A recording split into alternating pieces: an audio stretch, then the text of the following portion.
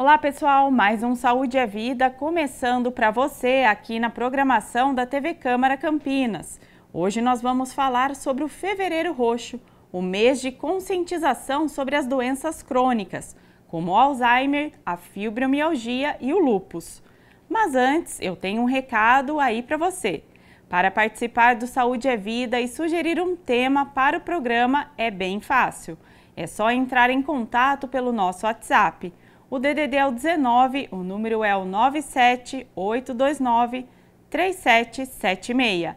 Vai aparecer aí na sua tela também um QR Code para você acessar pelo celular. O Fevereiro Roxo é uma campanha de conscientização voltada para o combate e diagnóstico precoce do Alzheimer, lúpus e da fibromialgia, 3 doenças que afetam o sistema neurológico e imunológico da população brasileira e que impactam milhares de pessoas em todo o mundo. E para falar sobre esse assunto, a convidada deste primeiro bloco é a reumatologista Nacife Costa Araújo, membro da Comissão de Lúpus da Sociedade Brasileira de Reumatologia e secretária-geral da Sociedade Brasileira de Reumatologia. Doutora Nacife, muito obrigada pela sua participação aqui no Saúde é Vida. Olá, eu que agradeço, Ana Paula, a oportunidade de estar hoje aqui conversando sobre essas doenças tão importantes. Doutora, para a gente começar então o nosso bate-papo, vamos falar um pouquinho para o pessoal que está acompanhando qual que é a importância dessa campanha, né, do Fevereiro Roxo. A principal importância é que a gente está lidando com doenças que são crônicas, né, incuráveis, e que realmente causam um impacto muito grande na vida dos pacientes com essas condições. Então, o diagnóstico ele realmente precisa ser precoce para que a gente possa instituir o tratamento adequado e fazer com que essas pessoas vivam o melhor possível, né? Tenham uma melhor qualidade de vida. E isto é possível. Assim, de antemão, já quero deixar claro que é possível que a gente consiga fazer com que as pessoas com essas condições tenham uma vida melhor, mais normal possível, digamos assim. Doutora, para a gente introduzir então, vamos falar sobre o lúpus. O que é essa doença autoimune e quais são as principais características de quem desenvolve o lúpus? Então, ela é uma doença autoimune, como você mesmo já citou, crônica, inflamatória, né, sistêmica, ou seja, ela pode comprometer vários órgãos. Há uma desregulação do sistema imune, né, levando à produção de autoanticorpos, anticorpos que normalmente não deveriam acontecer. A gente tem que ter anticorpo para nos proteger contra infecções, mas esses pacientes passam a ter anticorpos contra as suas próprias células, né? E levando a uma reação inflamatória e disfunção, dano orgânico, né, de órgãos nobres, né, principalmente os rins, por exemplo. Então, é uma doença que precisa realmente ser diagnosticada o mais rápido possível, para que a gente consiga minimizar os danos que ela pode causar. As manifestações, como ela é sistêmica, ela pode comprometer várias partes do organismo, ela pode fazer inúmeras manifestações, né? Inicialmente, esses pacientes costumam apresentar dores nas articulações, né? Febre, fadiga, cansaço, né? Emagrecimento, perda de peso sem que estejam fazendo dieta, né? E aí, a adenomegalia são aqueles gânglios que podem aparecer principalmente nessa região do pescoço. Muitos, na verdade, podem desenvolver doenças na pele, né? O comprometimento, então, de pele e articulação é muito frequente nessa doença. Essas pessoas começam a ter lesões avermelhadas em áreas expostas ao sol, principalmente na face, né, nessa região aqui do osso malar, do osso do nariz e o osso malar, que a gente chama até popularmente de lesão em asa de borboleta, né? Mas os doentes podem ter lesões avermelhadas no velo do decote, nos braços, né? Aqui atrás, nessa região, a gente também se expõe com muita frequência ao sol, mas as lesões de pele podem ser as mais variadas possíveis, né? E o quadro articular, os pacientes têm dor ou artrite, né? Que é quando as articulações ficam inchadas, vermelhas, quentes, e eles costumam piorar de manhã cedo, né? Eles acordam, muitas vezes nem dormem direito, é uma dor em repouso, né? Já acorda com as juntas inflamadas, inchadas, né? Com dificuldade para mobilizar, para se mexer, né? E é muito comum eles terem essas manifestações nessas pequenas juntas das mãos, tá? Mas pode comprometer pequenas e grandes articulações. Então, duas manifestações muito comuns nessa doença é o envolvimento das articulações, das juntas e da pele. Mas outros órgãos também, por exemplo, os rins, né? Tanto é que é uma doença que preocupa muito a gente, porque esses pacientes podem evoluir com dano renal de maneira que eles tenham que fazer diálise, por exemplo, entram em insuficiência renal, precisam fazer diálise e até mesmo transplante renal, né? Eles podem ter comprometimento cardíaco, inflamação no coração, inflamação nos pulmões, na pleura, né, naquela membrana que cobre os pulmões, então eles podem ter líquido ali dentro, derrame pleural, podem fazer manifestações gastrointestinais, com diarreia, por exemplo, podem fazer alterações nas células do sangue, reduzindo as células do sangue, né? Então, eles podem ter anemia, né, diminuição das células de defesa dos leucócitos, das plaquetas, né? Podem fazer comprometimento neurológico. Então, realmente é uma doença muito múltipla, com múltiplas manifestações clínicas. As causas, né, na verdade, quais causas estão relacionadas aí com o desenvolvimento do lúpus? Nós não temos uma causa específica, Ana Paula. É uma doença multifatorial, né? Tem, como com todas as doenças, tem um caráter genético, né? A predisposição genética e diversos fatores, muitos deles ambientais, né? Como, por exemplo, a irradiação ultravioleta, que é o fator, então, ambiental mais importante no lúpus, né? Tanto que esses pacientes não podem se expor ao sol sem proteção solar, sem uso do protetor solar. E não é só o sol, é qualquer irradiação ultravioleta, mesmo dentro de casa. Então, esse é um fator ambiental importante. O tabagismo hoje é considerado um fator extremamente importante para praticamente todas as doenças autoimunes. Infecções, principalmente as infecções virais, né? O estresse, a que nós estamos submetidos diariamente, né?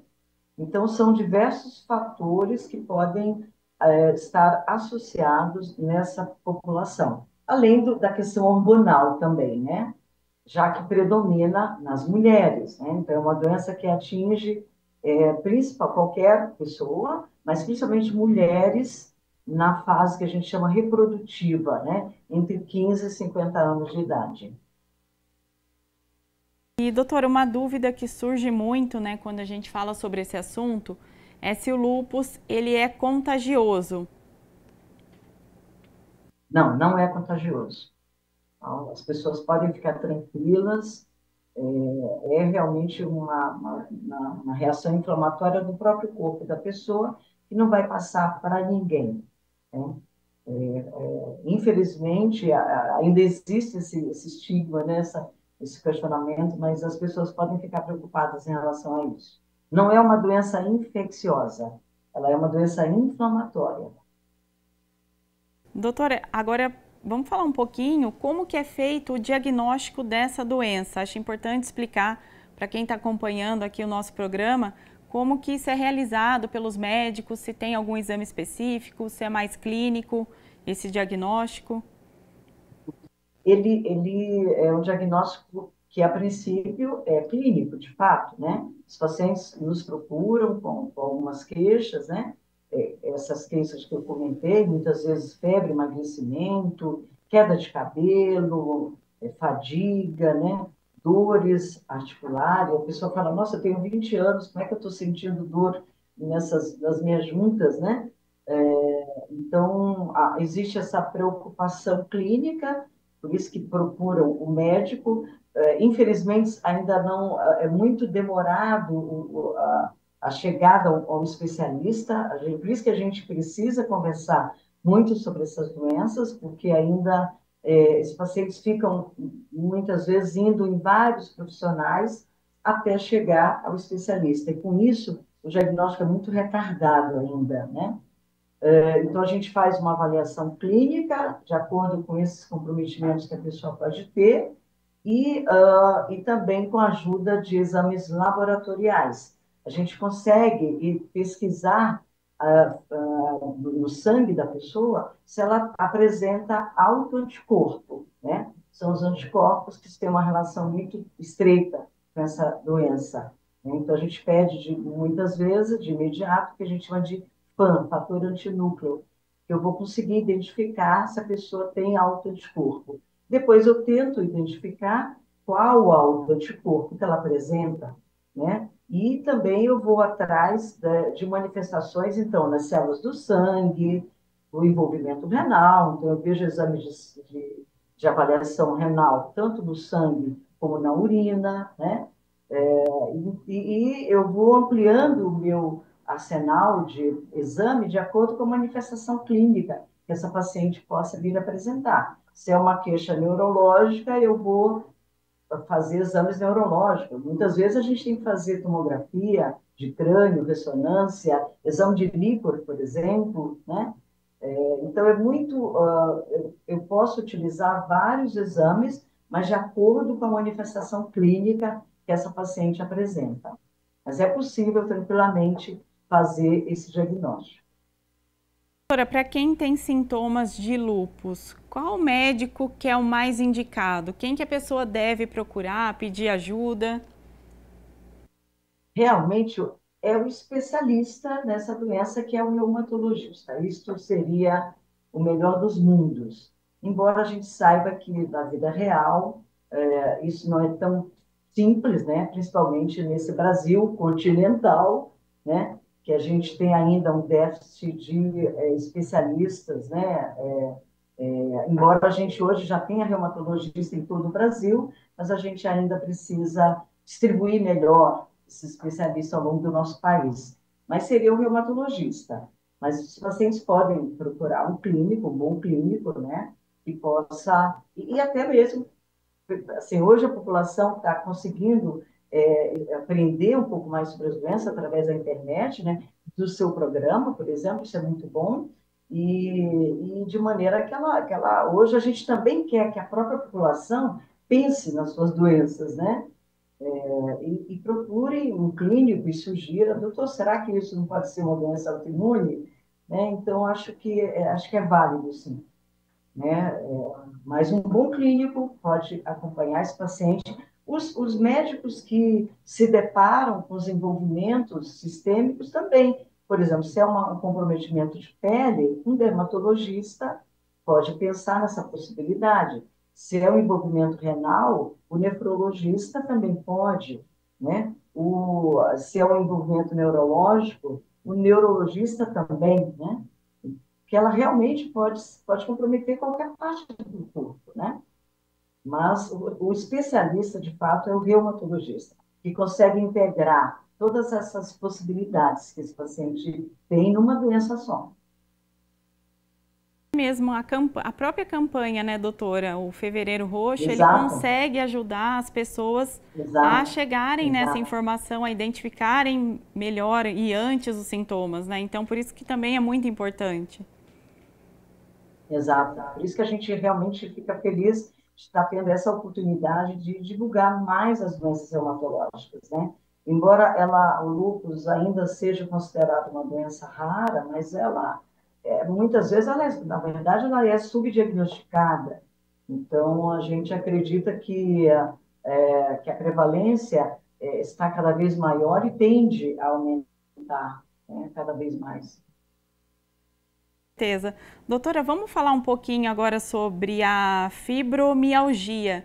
Eu gostaria que a senhora explicasse para o pessoal, né, o que é essa doença e quais são os principais sintomas que ela apresenta. Diferente do lúpus, a fibromialgia, ela não é uma doença autoimune. Então, elas são distintas, na verdade. Embora elas comprometam mulheres, jovens, né? Pode causar um impacto muito grande, né? Mas elas são diferentes.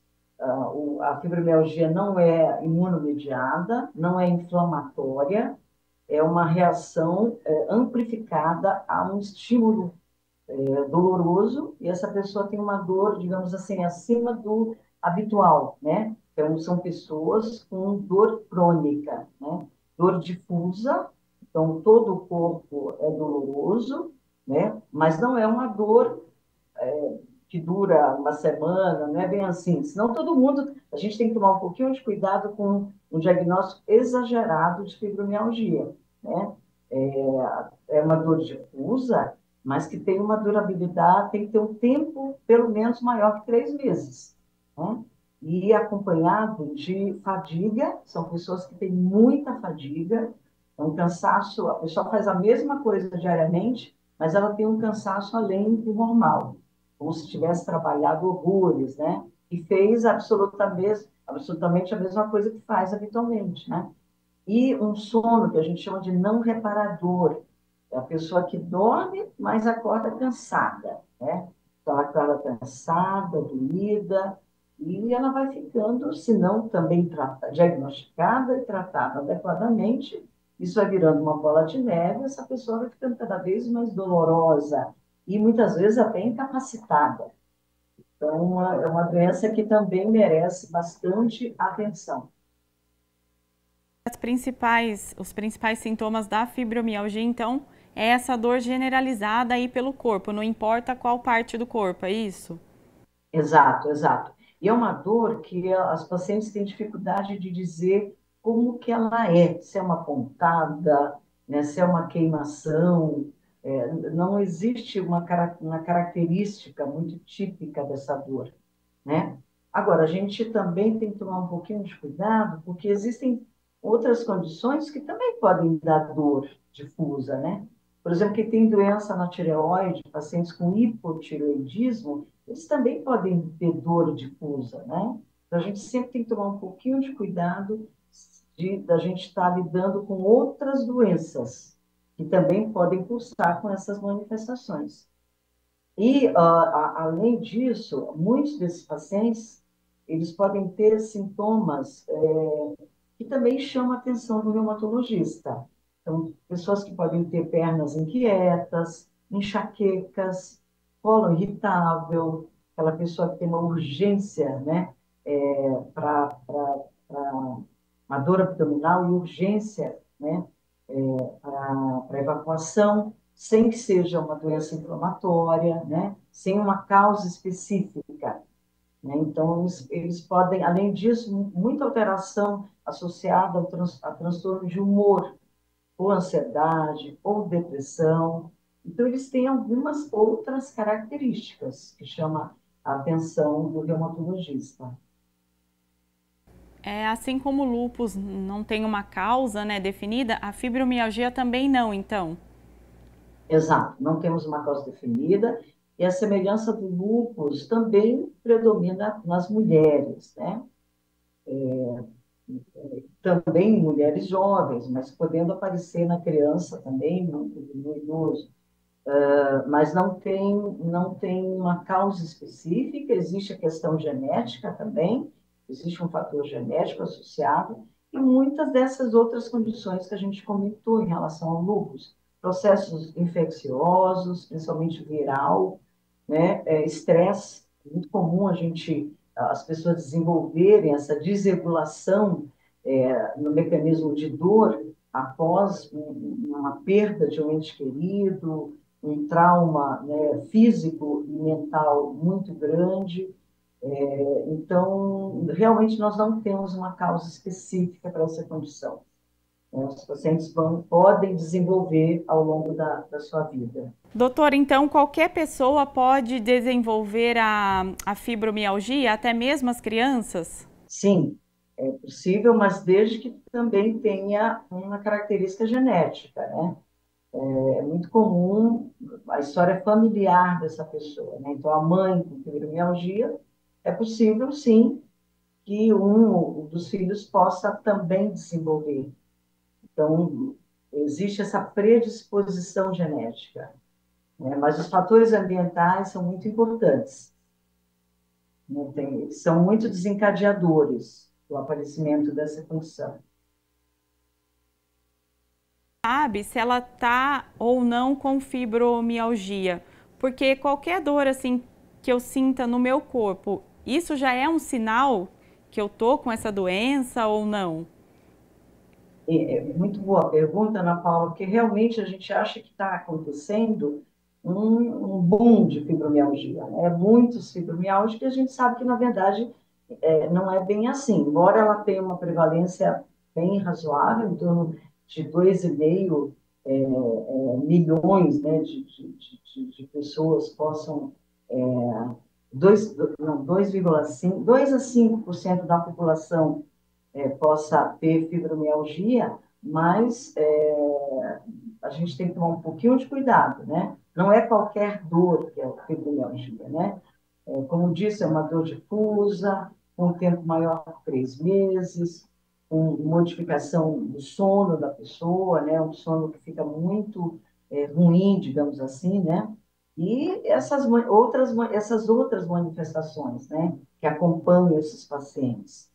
Então, a gente tem que. E não, o grande problema é que nós não, como ela não é inflamatória, eu não tenho exames que me ajudem nesse diagnóstico, né? Isso tem que ficar bastante claro. Não existe nenhum marcador dessa doença, um autoanticorpo, uma prova de inflamação, uma biópsia. É um diagnóstico realmente clínico. Muitas vezes a gente pede alguns exames para poder, de certa maneira, afastar outras condições, né? Que possam ter um quadro muito semelhante, né? Agora, o fato também da pessoa ter fibromialgia não significa que ela não possa ter outras doenças reumatológicas, né? Às vezes ela tem a fibro, mas está mais incomodada com uma dor no ombro, com uma bursite. Então, eu tenho que tratar muito bem essa minha bursite ou uma tendinite, porque senão esse fibromialgico vai ficar mais dolorido. Porque esse doente tem dificuldade, é como se ele tivesse dificuldade em lidar com dor, né? A dor dele é amplificada, é uma resposta cerebral amplificada, processo álgico. Então, a gente tem que sempre procurar ver se tem algum processo inflamatório, para eu poder tratar, para ele ficar melhor dessa dor, né? Então, sempre procurar ver se tem tendinites, bursites, se tem algum processo infeccioso, tá? E eu posso ter, então, doenças reumatológicas associadas. Eu posso ter lúpus com fibromialgia, eu posso ter uma artrite reumatoide, fibromialgia, né? Ela não é isolada, ela pode vir isoladamente, pode estar associada a outras condições reumáticas e mesmo outras doenças da medicina. Doutora, para a gente encerrar então este primeiro bloco, eu gostaria que a senhora falasse um pouquinho, de uma forma bem geral, claro, sobre o tratamento para fibromialgia, que eu sei que também tem as atividades físicas que ajudam muito esses pacientes. Exato. Embora elas sejam incuráveis, tanto o lúpus como a fibromialgia são tratáveis, né? Elas são doenças que podem ser controladas, né? E para a fibromialgia, realmente o principal tratamento é muito voltado para a atividade física. Já existem inúmeros estudos demonstrando o papel de exercícios aeróbios, mesmo de exercícios resistidos, né, no controle da dor crônica. Então, é fundamental que os pacientes realizem, sim, exercícios, é claro que sob supervisão, né, senão pode levar a algum dano, Eles se assustam com isso, porque elas estão muito doloridas, elas acham que vão sofrer mais com dor, né? Mas a gente vai, lógico, fazendo uma atividade física de maneira que o paciente a gente vai entendendo o limite da pessoa, né? E vai aumentando o nível de dificuldade. Então, ela não, eu brinco, eu falo que elas têm que começar do começo, não adianta querer, né, começar fazendo exercícios pesados, né? Então, tem que ser com muita orientação, de maneira que ela vá conseguindo fazer e a dor gradativamente vai melhorando. Associado a isso, muitas precisam de psicoterapia, né? Pelo transtorno de ansiedade, depressão que a dor crônica pode causar na vida de uma pessoa. Então, é necessário, sim, um acompanhamento com psicólogo, algumas vezes com psiquiatra, né? E o uso de medicamentos, que a gente chama de moduladores de dor, né? São medicamentos que fazem com que a pessoa lide melhor com a sua dor, né? Até para poder começar a fazer exercícios, né? Então, mas também sob supervisão médica. E sempre com o intuito de, gradativamente, a gente ir retirando esses medicamentos, sabe? A gente não quer que as pessoas fiquem tomando medicamentos para sempre. A gente quer que o fibromialgico faça exercício para sempre. E o exercício, sim, é um medicamento, é um remédio que precisaria ser tomado diariamente. Com certeza, doutora. Muito obrigada pela sua participação aqui no nosso programa, neste primeiro bloco. Eu que agradeço mais uma vez a oportunidade. E no próximo bloco nós vamos falar sobre uma outra doença crônica, o Alzheimer. Nós vamos para um rápido intervalo e já voltamos.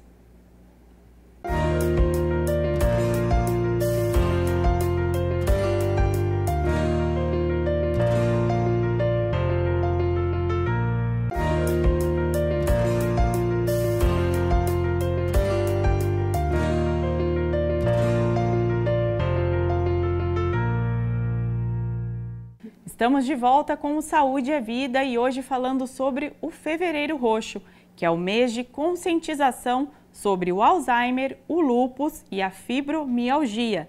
E neste segundo bloco nós vamos falar sobre o Alzheimer, com o neurologista Bruno Diógenes Ispen, membro titular da Academia Brasileira de Neurologia e diretor científico da Associação Brasileira de Alzheimer. Doutor Bruno, muito obrigada pela sua participação nesse segundo bloco aqui do Saúde é Vida. Eu que agradeço a oportunidade de conversar com vocês um pouco sobre esse tema que tanto me interessa.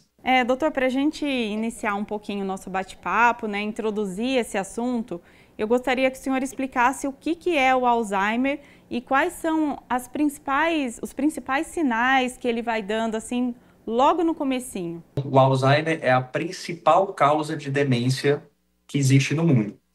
Então, acho que alguns conceitos são importantes de serem explicados também. Primeiro de todos, o que é uma demência? Então, uma demência é um termo mais genérico, em que a gente usa para explicar quando aquele indivíduo possui algum sintoma cognitivo, dificuldade de memória, dificuldade de aprendizado, dificuldade no raciocínio, mas que já está num grau tão intenso que compromete a capacidade daquele indivíduo de funcionar, de viver de maneira independente. Ou seja, aquela pessoa, ela tem algum sintoma, um esquecimento, uma dificuldade de raciocínio, e que começa a interferir nas suas atividades. Então, ela precisa de ajuda de outra pessoa para cuidar do seu dinheiro, para sair de casa e fazer uma compra, para fazer um pagamento de uma conta no banco. Então, isso a gente chama de demência. E Alzheimer é a principal causa de demência, né? Então, além do Alzheimer, existem outras causas de demência também no mundo, como a demência com corpos de Levy, demência frontotemporal, mas Alzheimer. Então, mais da metade dos casos de demência do mundo são da doença de Alzheimer. E aí você tinha me perguntado o que é que a gente tem, talvez, de sintomas mais iniciais, não é isso? Então, a forma mais típica da doença de Alzheimer, ela é uma forma que costuma acontecer em pessoas de mais idade.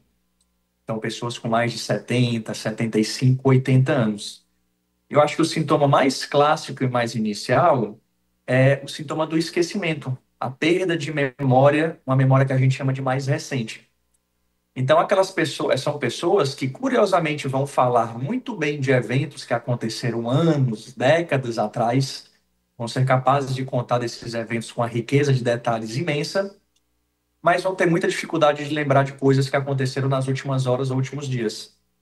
Então, eles vão contar daquela festa de aniversário de 15 anos, mas não vão conseguir lembrar do que é que comeram no dia de ontem ou de alguma conversa que fizeram nas últimas horas.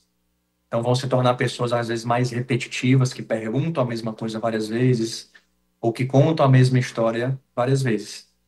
E vão começar a apresentar dificuldade em cuidar das suas coisas. Vão precisar de ajuda para lembrar de tomar os remédios, vão precisar de ajuda para cuidar do seu dinheiro, já não conseguem mais ir receber o seu benefício no INSS, não vão conseguir mais fazer uma transação, pagar uma conta sozinho, precisa, às vezes, de algum acompanhante para estar junto para fazer essas coisas. Doutor, nesse caso, né, qual que é a importância do diagnóstico precoce? Já quando a pessoa começa a apresentar esses primeiros sinais, esses primeiros sintomas. Então, Ana Paula, acho um passo extremamente importante na história dessas pessoas é o reconhecimento precoce. Então, é importante que a gente entenda que, durante o envelhecimento normal, existem várias alterações, mas a demência, o Alzheimer, não é uma alteração esperada durante o envelhecimento normal. Então, a gente tem que entender que o Alzheimer, a demência, sempre é considerada uma patologia, sempre é um processo anormal durante o envelhecimento. Então, é importante que a gente entenda que o idoso não é para estar sozinho, precisando de ajuda de alguém para tomar o remédio, precisando de ajuda de alguém para conseguir sair de casa só. Isso não é o envelhecimento normal, isso é um envelhecimento patológico.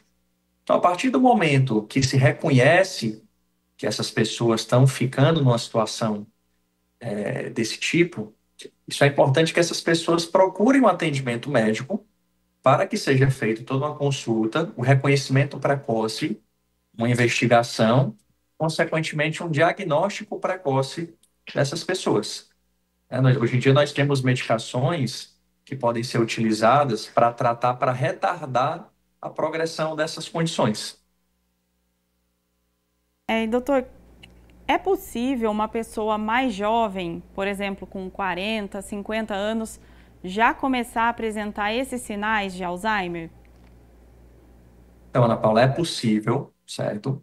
Mas como eu comentei agora há pouco, as formas mais comuns da doença de Alzheimer são formas que se aproveitam do envelhecimento. Então, acontecem em pessoas já com mais de 70, 75 anos.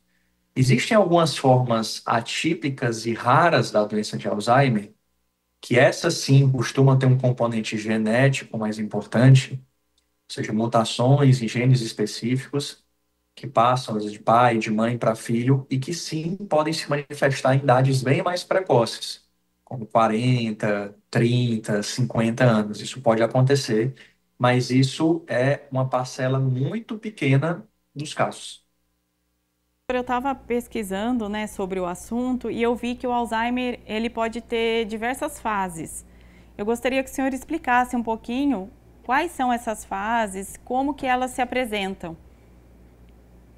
Então, a gente costuma dividir o Alzheimer e algumas outras demências em basicamente três fases, né? A fase leve, uma fase moderada e uma fase, digamos, mais avançada. A fase leve, a gente entende que é a fase onde o quadro demencial ele está começando.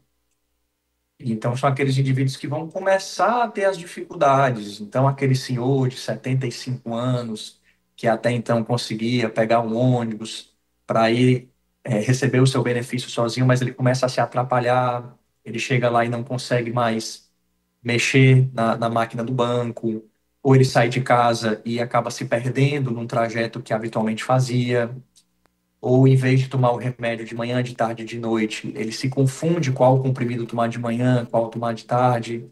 Isso mostra, então, uma fase leve. Mas esses indivíduos ainda conversam, esses indivíduos ainda conseguem fazer muitas coisas dentro de casa. Em uma fase mais moderada da doença, essas pessoas, via de regra, já não conseguem mais fazer nada fora de casa sozinhas. Mas ainda conseguem ajudar em alguma atividade de casa, na luta de casa, conseguem ajudar a preparar uma refeição mais simples, conseguem ainda manter os cuidados de higiene pessoal.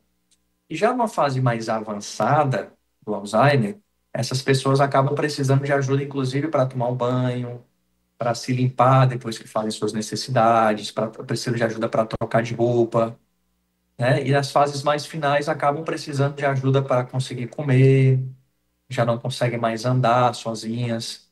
Então é uma doença que a gente entende que é uma doença degenerativa, em que o cérebro ele vai se atrofiando cada vez mais. E à medida que esse cérebro vai se atrofiando, essas dificuldades vão aparecendo e vão se tornando cada vez mais significativas. Doutora, a gente ouve as pessoas falando, né, que parte ali do cérebro já morreu, é isso mesmo? A doença, se a gente for olhar o que é que está acontecendo exatamente dentro do cérebro dessas pessoas, então algumas proteínas começam a se acumular de maneira anormal no cérebro dessas pessoas. E esse acúmulo dessas proteínas começa a levar a dano dos neurônios, que são as células que a gente tem do nosso cérebro. Então esses neurônios vão sofrendo dano, esses neurônios acabam, porventura, morrendo, e então o cérebro começa a se atrofiar. E isso que vai levar aos sintomas cognitivos, os sintomas do paciente. E que isso vai acontecendo de uma maneira progressiva. Bruno, alguma pesquisa já conseguiu aí chegar mais próximo sobre a causa da doença? Ou isso ainda está sendo muito estudado, ainda é um pouco um mistério, né? Ana Paula, a gente entende, né, o entendimento mais atual que a gente tem da doença é que ela ocorre pelo acúmulo anormal de duas proteínas, né? Então a gente chama da proteína beta-amiloide e da proteína de nome tau. São essas duas proteínas que acabam se acumulando de maneira anormal no cérebro dessas pessoas, em algumas regiões específicas, de maneira progressiva. Isso leva, em última instância, ao comprometimento na cognição e ao quadro demencial. Doutor, quais são os tratamentos mais indicados no caso do Alzheimer? Hoje em dia, Ana Paula, a gente, infelizmente, ainda não existe nenhum tratamento curativo da doença, né? Então, não tem um remédio, um antibiótico que eu possa tomar e ficar curado do Alzheimer. Isso ainda não existe, infelizmente. Nós temos medicações que ajudam no controle dos sintomas, então, ajudam a retardar a progressão da doença. É uma doença neurodegenerativa, que o cérebro ele vai se atrofiando de maneira gradual, a doença vai avançando ao longo dos anos. Costuma ter uma progressão lenta, mas ela sempre vai avançando. E os remédios que a gente tem disponíveis são remédios que ajudam a retardar a progressão dessa condição. São remédios que a gente tem, inclusive, disponíveis pelo SUS, pelo Sistema Único de Saúde. Então, o governo dá essas medicações de forma gratuita naqueles pacientes que realmente possuem diagnóstico. Então, por isso que o reconhecimento dos sintomas e o diagnóstico precoce é importante. Quanto mais cedo a gente começa a tratar, maior o benefício que essas pessoas podem ter com os medicamentos. Com certeza. Falando ainda do diagnóstico, né, precoce, como esse diagnóstico ele é feito? Eu acho que o principal passo, Ana Paula, vai do reconhecimento das pessoas próximas àquele indivíduo que está começando com o quadro de um Alzheimer a reconhecer que tem alguma coisa diferente. Então, como eu falei antes, não é normal o idoso ficar sentado numa cadeira o dia todo sem conseguir fazer nada só. Então, lembre que aquele idoso, ele 10, 15 anos atrás, ele fazia tudo sozinho, saía de casa, fazia compra, ia receber seu dinheiro, conseguia comprar uma coisa sozinho. Então, a partir do momento que ele começa a ter dificuldade em fazer essas coisas sozinho, isso já deve ser um sinal de alarme para que a gente perceba que tem alguma coisa diferente. E esse é o momento, seria o momento ideal para que a gente procurasse o atendimento médico. Então, esse diagnóstico ele é feito muito através da consulta médica, né? em que o profissional vai fazer algumas perguntas, vai fazer alguns testes para avaliar como é que anda a cognição desses indivíduos, e precisa ser feito também alguns exames complementares, tá? Então, alguns exames de sangue e algum exame para a gente avaliar como é que está a estrutura do cérebro. São todos exames disponíveis também do ponto de vista de saúde pública e saúde privada, tá? Então, é um diagnóstico que não costuma ser muito complexo e nem demandar de nenhum exame mirabolante que a gente não encontra com facilidade. Agora, doutor Bruno, acho importante a gente falar aqui o que nós já podemos fazer hoje para evitar o Alzheimer de amanhã. O que as pessoas que estão acompanhando o programa já podem começar a incluir na rotina, que é imprescindível. Perfeito, Ana Paula. Então, de fato, tem muita coisa. Eu só queria ressaltar que acredito que tem muita gente ouvindo a gente que às vezes acha que o Alzheimer é uma coisa, uma doença rara, mas na verdade o Alzheimer ele não é tão raro assim. A gente tem dados, inclusive, da nossa população brasileira, que 10% da nossa população acima de 60 anos de idade possui alguma demência. Então a gente está falando no Brasil em torno de mais ou menos 2 milhões de pessoas com alguma demência. E a principal causa das demências é o Alzheimer. Então é muita gente, muita gente. E se a gente pegar todas essas pessoas que possuem uma demência, 90% dessas pessoas ainda não têm um diagnóstico. Ou seja, ainda não foram diagnosticadas e ainda não estão sendo tratadas.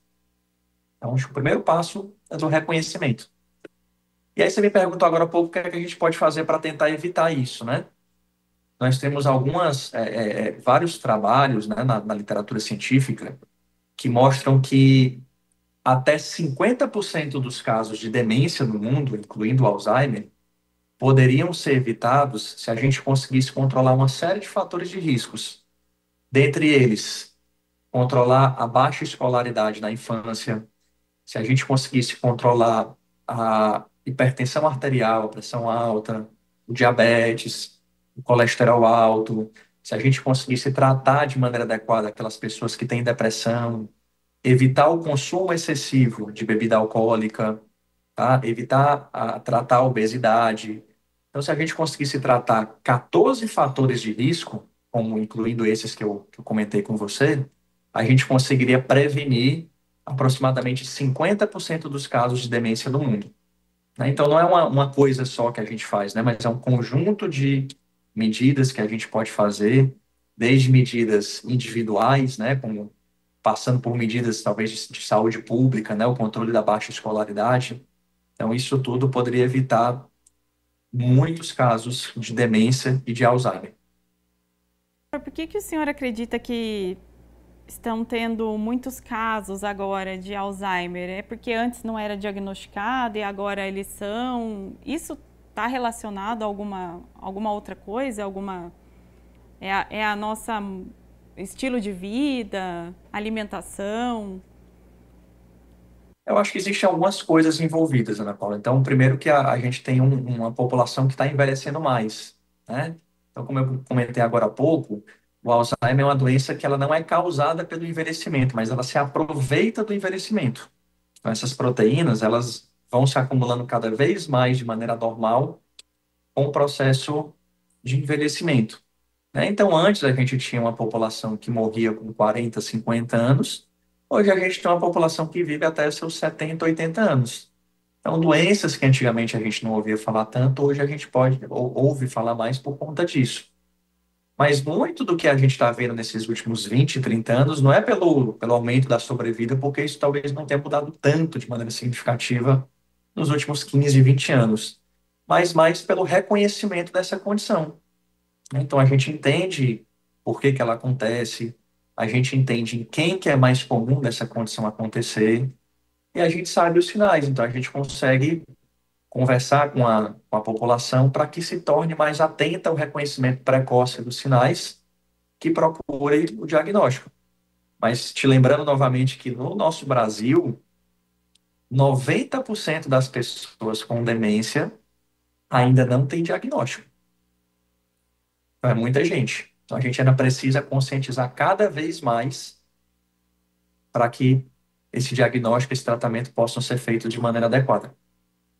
Aproveitando, doutor, essa fala sua sobre conscientização, exatamente por isso que a campanha Fevereiro Roxo ela é tão fundamental, né, para a população, para divulgar essas informações. Eu queria saber o que o senhor também acha disso, dessas campanhas serem feitas aí todo ano para reforçar sintomas, diagnóstico precoce. Eu acho que a importância dessas campanhas, Ana Paula, é justamente da gente conscientizar, né? Porque o paciente, muitas vezes, que tem um Alzheimer, que tem uma demência, ele vai ser levado na consulta por familiares, por pessoas que estão próximas a ele. Então, vai partir do reconhecimento dessas pessoas da família, desses amigos, das pessoas que estão ali convivendo próximo, de reconhecer que tem alguma coisa diferente acontecendo para que possam levar ao atendimento médico. Então, acho que é importante que a gente divulgue cada vez mais o que é, quais são os principais sintomas e quanto que a gente tem que ficar atento à possibilidade desse diagnóstico. Doutor, uma dúvida bastante recorrente quando surge esse assunto, as pessoas sempre perguntam, mas a gente tem que exercitar o nosso cérebro, sempre tá lendo muito, fazendo palavras cruzadas, quebra-cabeças, isso realmente funciona? Então, dentre aqueles fatores de risco que eu te falei, né, então, tanto a atividade física como a questão da escolaridade, isso são coisas que influenciam. Então, pessoas, principalmente mais de baixa escolaridade, elas têm o que a gente chama de uma menor reserva cognitiva, certo? Então, o fato de você estar estimulando, isso sim, isso ajuda. Doutor Bruno, e como que a gente pode ajudar uma pessoa, um familiar, um conhecido que já se encontra com esses sintomas aí, seja iniciais ou já mais avançados, do Alzheimer? O que a gente pode fazer? Eu acho que o primeiro ponto é, se não tiver um diagnóstico, se não tiver ainda passado por uma consulta médica, uma avaliação especializada, eu acho que isso precisa ser feito, né? Então, isso pode ser começado desde o posto de saúde mais próximo da casa, com o médico de família, né? Inclusive passando pelos especialistas, como neurologistas, os geriatras e os psiquiatras, que são os profissionais que estão mais capacitados para atender as pessoas com essas condições. Então, acho que com essa avaliação inicial, com um diagnóstico, a gente pode começar um tratamento que ajuda a melhorar os sintomas cognitivos, às vezes algumas alterações de comportamento que aparecem e tendem a retardar a progressão da doença.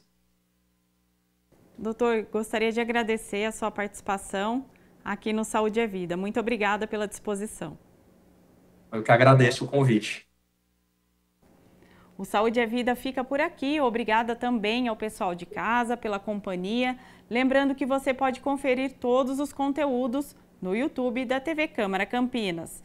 E não se esqueça de nos acompanhar nas redes sociais. A gente se vê no próximo programa.